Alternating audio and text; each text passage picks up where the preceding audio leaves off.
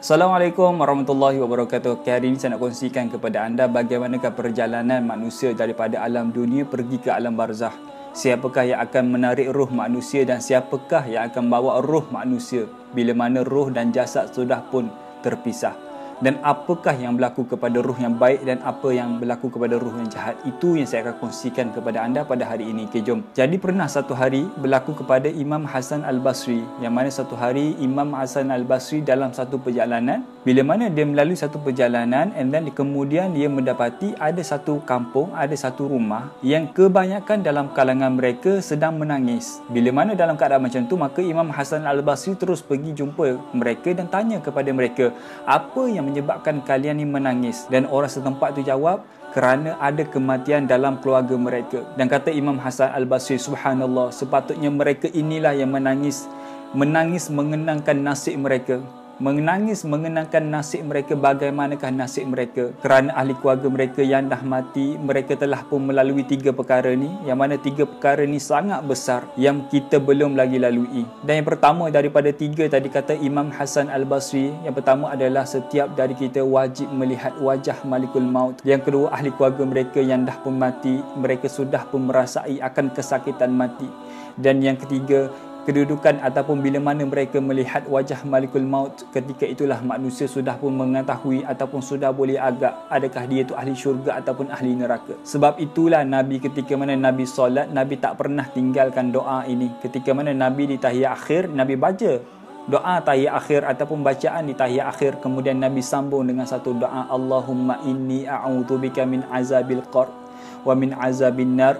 Nabi sambung lagi, wa min fitnatil mahya wal mamat wa min fitnatil masihid dajjal. Itu yang doa Nabi yang Nabi tak pernah tinggal. Sebab itulah bila mana setiap orang dalam kalangan kita wajib akan didatangi oleh Malikul Maut. Setiap orang dalam kalangan kita yang bernyawa, tak kisahlah dia tu manusia, kencing ke, haiwan dan sebagainya, terutama manusia, bila mana mereka ada nyawa, bila mana mereka ada roh, mereka lah akan didatangi oleh Malikul Maut dan kita akan melihat wajah Malikul Maut. Dan sebab itulah bila mana Malikul Maut datang kepada kita, ada 2 keadaan Malikul Maut. Dia akan menjemput orang beriman dan mereka akan merentap roh orang yang tidak beriman kepada Allah Subhanahu Wa Taala. Sebab itulah satu hari Nabi pernah duduk bersama dengan para sahabat yang dalam keadaan para sahabat tengah menggali kubur. Kerana pada masa tu ada kematian dalam kalangan para sahabat. Jadi bila mana para sahabat ada yang duduk menggali kubur, ada yang duduk tunggu Nabi. Sebab apa? Nabi tengah termenung pada masa tu. Nabi pegang satu ranting kayu, Nabi cocokkan dekat tanah. Sambil Nabi termenung senyap je. Para sahabat tak pernah mengganggu Nabi dalam keadaan Nabi demikian. Kerana para sahabat tahu, andai kata Nabi tengah termenung, mesti Nabi tengah menerima wahyu ataupun Nabi tengah fikirkan sesuatu. Dan ketika itu para sahabat tidak mengganggu Nabi. Maka Nabi termenung dan tak lama kemudian Nabi mendongak kepala ke atas sambil Nabi bagi tahu kepada para sahabat, wahai para sahabat, berdoalah kalian kepada Allah supaya dilindungi daripada azab kubur Allah Subhanahu Wa Taala. 3 kali Nabi pesan. 3 kali Nabi bagi tahu macam tu supaya doalah kepada Allah supaya lindung kalian daripada azab kubur Allah Subhanahu Wa Taala. 3 kali Nabi ucap demikian. Apa makna dia? Makna dia Allah telah menunjukkan kepada Nabi bagaimanakah peritnya azab kubur Allah Subhanahu Wa Taala. Sebab itulah Nabi menceritakan bila mana Allah memerintahkan Malikul Maut untuk pergi tarik nyawa si fulan bin si fulan. Ketika itulah Malikul Maut baru je tahu yang si fulan bin si fulan akan mati. Malikul Maut akan tahu bila orang mati pada hari yang diberitahu oleh Allah Subhanahu Wa Taala. Maka bila mana Allah memerintahkan Malikul Maut, wahai Malikul Maut, pergi jemput orang itu, pergi tarik roh orang itu. Maka ketika itulah Malikul Maut akan turun ke bumi. Dan kata Nabi SAW, Malikul Maut bila mana dia turun ke bumi untuk tarik nyawa si fulan bin si fulan, dia akan turun dengan 2 tim, 2 pasukan. Pasukan pertama adalah pasukan Malaikat Rahmat, yang mana pasukan Malaikat Rahmat akan ikut Malikul Maut untuk tarik, untuk jemput roh yang orang beriman kepada Allah Subhanahu Wa Taala. Dan pasukan kedua Malikul Maut adalah pasukan Malaikat Azab, yang mana Malaikat Azab ni akan ikut Malikul Maut bila mana Malikul Maut nak turun ke bumi dan nak rentap roh orang yang tidak beriman kepada Allah Subhanahu Wa Taala. Andai kata pada hari itu roh yang akan dijemput oleh Malikul Maut adalah orang beriman kepada Allah Subhanahu Wa Taala, dan kata Nabi, rupa paras Malikul Maut sangat berseri-seri pada masa itu. kerana nak menjemput roh yang beriman kepada Allah Subhanahu wa taala. 2-3 detik sebelum kematian seseorang, Allah akan memperlihatkan kepada mereka bagaimanakah wajah Malikul Maut, dan ketika itulah manusia boleh mengagak adakah dia orang beriman ataupun tidak beriman kepada Allah, adakah dia ahli syurga dan ataupun dia ahli neraka Allah Subhanahu wa taala. Dan andai kata roh yang tadi orang beriman kepada Allah, maka ketika itulah Malikul Maut akan turun bersama dengan malaikat-malaikat rahmat untuk menjemput roh yang baik. Dan bila mana Malikul Maut sampai dekat manusia, dekat si fulan bin si fulan, Malikul Maut akan pergi ke atas kepala, pergi dekat atas kepala untuk tarik roh orang beriman kepada Allah Subhanahu wa taala. Dan malaikat rahmat bila mana mereka turun bersama dengan Malikul Maut, mereka akan turun bawa kain kafan dan wangi-wangian daripada syurga Allah Subhanahu wa taala. Dan bila mana roh tu dah dikeluarkan oleh Malikul Maut, ketika itulah dipakaikan dengan kain kafan itu, diberi, dan ketika itu jugalah roh itu diberi wangian daripada syurga Allah Subhanahu wa taala. Dan roh yang beriman tadi dibawa ke langit pertama, langit kedua, sampailah langit ketujuh. Dan kata Nabi SAW, bila mana roh tadi dibawa oleh malaikat rahmat dengan Malikul Maut, dibawa naik ke langit pertama, ketika itulah langit pertama dibuka oleh penjaga langit pertama. Dan ketika itulah bila mana naiknya roh yang beriman, dipakai wangi-wangian daripada syurga, injak je kaki dekat langit pertama, ketika itulah satu langit pertama boleh bau wanginya roh itu. Dan sehinggalah menyebabkan para malaikat pada masa itu bertanya, wangian ini daripada roh siapa? Roh siapakah yang naik pada masa itu? Dan kata Nabi, ketika itulah nama manusia yang paling dia suka disebut dalam kalangan para malaikat. Maka roh tadi bila mana sampai langit pertama, pergilah langit kedua, langit ketiga, sampailah langit ketujuh. Bila mana sampai dekat langit ketujuh, maka Allah memuji roh ini, wahai roh yang baik, kamu telah taat kepada aku, kamu telah beriman kepada aku. Allah memuji roh yang baik. Dan ketika itulah Allah mengarahkan malaikat untuk meletakkan buku amalan roh ni dekat satu tempat yang bernama Illiyin. Adapun orang yang tidak beriman kepada Allah, buku amalan mereka akan ditempatkan di satu tempat yang bernama Sijjin. Dan ketika itulah bila mana sudah ditempatkan buku amalan roh yang baik tadi, maka dikembalikan dekat bumi roh tadi, diturunkan daripada langit ke-7, 6, 5, 4 sampai langit ke-1 dan sampai ke bumi. Lalu bila mana sampai ke bumi, jenazahnya sudah pun dibawa oleh ahli keluarganya daripada rumah, telah pun disemayangkan, telah pun dimandikan, telah pun dikafankan, kemudian nak ditanam. Ketika itulah roh dimasukkan balik ke dalam jasadnya bila mana sudah pun dikebumikan. Dan ketika itulah kata Nabi SAW, bila mana ahli keluarganya sudah meninggalkan, roh tadi boleh mendengar tapak kaki ahli keluarga mereka yang terakhir meninggalkan kuburnya. Dan bila mana sudah meninggalkan, sebelum datangnya malaikat Munkar dan Nakir, kata Nabi, akan ada satu cahaya yang datang kepada orang beriman kepada Allah. Cahaya itulah, kata Nabi, cahaya itulah adalah amalan mereka bila mana mereka berada dekat dunia. Cahaya itulah adalah amalan mereka yang akan meneman mereka sampai ke hari kiamat, yang akan meneman mereka dalam kubur. Dan cahaya itu pergi dekat kita, dan cahaya amalan tadi akan memberi peringatan kepada kita, wahai si fulan bin si fulan, sesungguhnya aku adalah amalan kamu. Bila mana kamu dekat dunia, kamu banyak melakukan amal ibadah, maka akulah amalan dia. Dan sungguh sekejap lagi akan datang 2 orang malaikat, dan kamu jangan takut dengan mereka, kerana mereka datang kepada kamu untuk tanyakan soalan kepada kamu, man rabbuka, man nabiyyuka, man dinuka, sampai habis. Kamu jawab sahaja soalan daripada mereka, insya-Allah kamu akan selamat daripada mereka. Cahaya tadi ataupun amalan tadi akan meneman kita sampai ke hari kiamat. Dan ketika itulah, kata Nabi, bila mana dah sampai cahaya kepada manusia, datanglah 2 orang malaikat Munkar dan Nakir dan tanyakan soalan kepada mereka yang beriman kepada Allah. Dan kata Nabi, hanya sekali sahaja soalan ditanya, maka terjawab kesemuanya, maka hiduplah selama-lamanya jenazah tadi ataupun roh tadi di alam barzah. Dan mereka boleh bertemu dengan roh-roh yang lama kerana mereka berada di alam barzah. Cuma Nabi tak bagi tahu dekat mana sebenarnya alam barzah.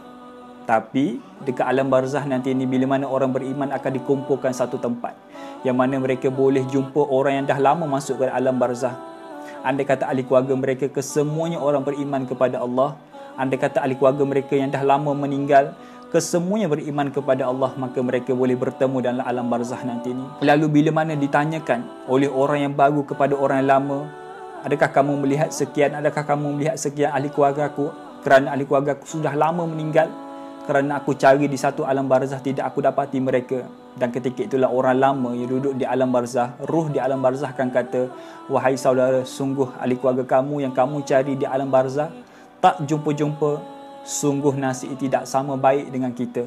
Sungguh nasib dia tak baik sama macam kita, kerana dia ditempatkan satu tempat yang lain oleh Allah Subhanahu Wa Taala, iaitu tempat perkumpulan roh yang tidak beriman kepada Allah Subhanahu Wa Taala. Lalu apa yang berlaku kepada roh yang jahat pula? Jadi bila mana Allah kata kepada Malakul Maut, wahai Malakul Maut, pergi ambil roh mereka, pergi ambil roh si fulan bin si fulan, maka ketika itulah Malakul Maut akan turun bersama dengan Malaikat Azab, yang mana Malaikat Azab akan bawa satu kain kafan dan satu wangian yang sangat busuk daripada neraka Allah Subhanahu Wa Taala.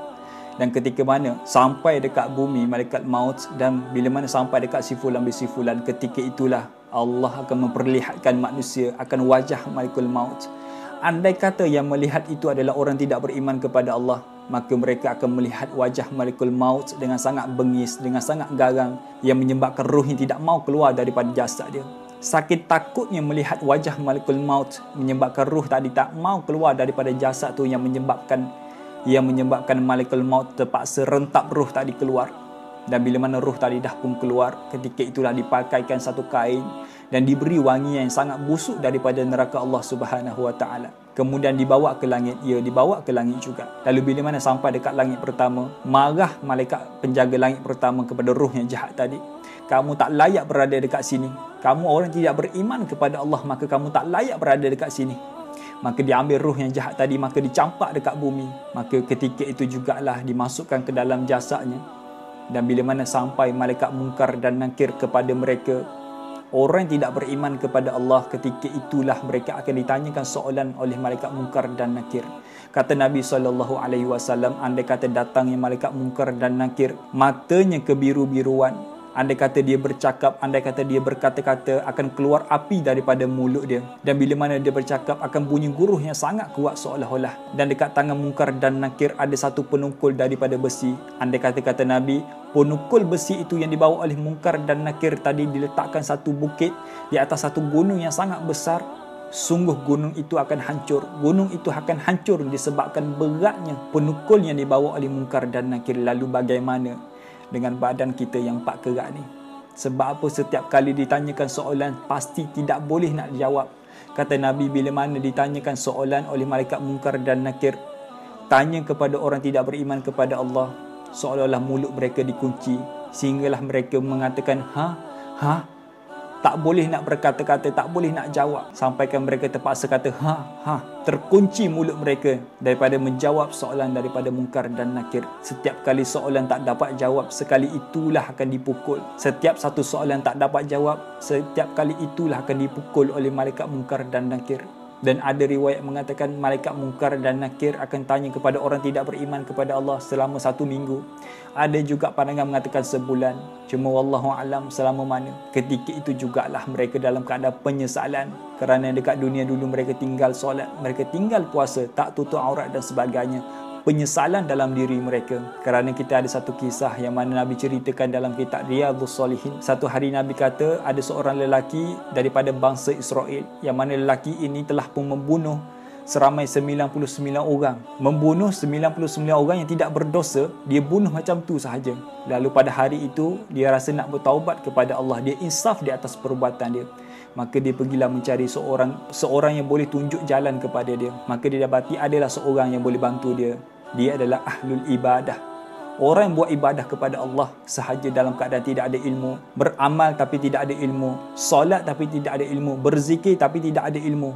Malas nak upgrade diri, malas nak mencari guru. Maka lelaki tadi pergilah jumpa ahlul ibadah tadi. Maka bila mana diceritakan kepada ahlul ibadah tadi yang aku telah buat dosa sekian-sekian, telah membunuh 99 orang, maka kata ahlul ibadah tadi, wahai pemuda, kamu tak layak bertaubat kepada Allah disebabkan kamu telah membunuh 99 orang yang tidak berdosa. Kamu telah membuatkan ramai orang menangis. Kamu telah membuatkan ramai orang kesedihan di atas kematian ahli keluarga mereka disebabkan kamu telah membunuh seramai 99 orang. Maka hari ini kamu tak layak bertaubat kepada Allah. Ketika itu jugalah pemuda tadi marah dengan ahli ibadah tadi, menyebabkan pemuda tadi bunuh ahli ibadah tadi. Maka pemuda tadi pergilah cari guru yang lain, dan dia dapati ada seorang lagi guru yang boleh bantu dia. Maka bila mana sampai dekat guru tadi adalah guru yang alim, guru yang soleh. Ceritakan kepada guru tadi, wahai guru, sekian-sekian aku telah buat dosa dan aku telah membunuh seramai 100 orang. Dan kata guru tadi, wahai pemuda, apa yang menyebabkan kamu, apa yang menghalang kamu daripada kamu bertaubat kepada Allah? Tidak ada yang menghalang kamu, wahai pemuda. Dekat mana kamu tinggal? Maka diceritalah sekian-sekian tempat dia. Dan ketika itulah kata Ahlus Soleh tadi, dan ketika itulah kata Syekh tadi yang soleh tadi, tempat kamu tinggal sekarang adalah tempat kemungkaran. Ramai dan kalangan mereka yang dimurkai oleh Allah, bermain judi, minum arak, tak solat, tak tutup aurat. Maka keluarlah daripada tempat yang dimurkai oleh Allah. Pergilah ke satu tempat yang mana tempat itu penuh dengan orang beriman kepada Allah. Segeralah pindah. Maka lelaki tadi ikut sarana daripada Syekh tadi. Dia packing barang apa sebagainya. Dia keluar daripada rumah dia. Dia keluar daripada kampung dia. Dia meninggal ke tempat yang penuh dengan orang yang dimurkai oleh Allah Subhanahu Wa Taala. Dalam perjalanan dia tu, Allah takdirkan lelaki tadi meninggal. Bila mana meninggal lelaki tadi, maka turun terus dua tim daripada langit. Tim pertama adalah malaikat rahmat dan tim kedua adalah malaikat azab.